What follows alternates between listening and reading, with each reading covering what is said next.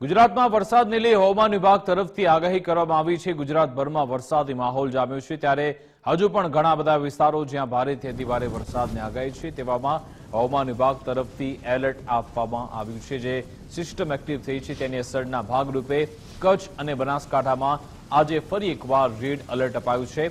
પાટણમાં પણ red alert આપવામાં આવ્યું છે। વરસાદનું સાથે રાજ્યમાં આગામી 6 દિવસ સુધી ભારે વરસાદની આગાહી કરાઈ। સૌરાષ્ટ્ર અને કચ્છમાં ભારેથી અતિભારે વરસાદની આગાહી છે।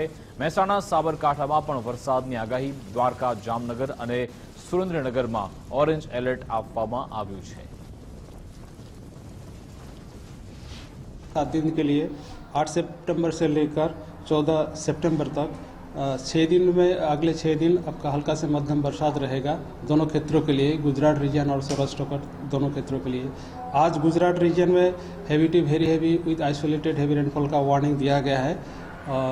और जो कल के लिए कोई हैवी रेनफॉल वार्निंग नहीं गुजरात रीजन में।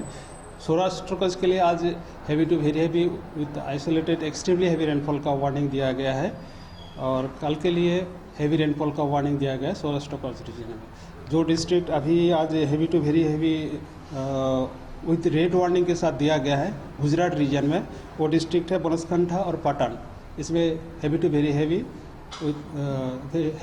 रेनफॉल का वार्निंग दिया गया है। और जो हैवी रेनफॉल मेहसाना और साबरकांठा के लिए दिया गया है। सौराष्ट्र कच्छ में extremely heavy rainfall warning red warning के साथ कच्छ डिस्ट्रिक्ट के लिए दिया गया है। Heavy to very heavy rainfall orange warning के साथ आपका द्वारका, जामनगर, माही और सुरेंद्रनगर के लिए दिया गया है। हैवी रेनफॉल का वार्निंग आइसोलेटेड प्लेसेस में पोरबंदर, जूनागढ़ और राजकोट के लिए दिया गया है।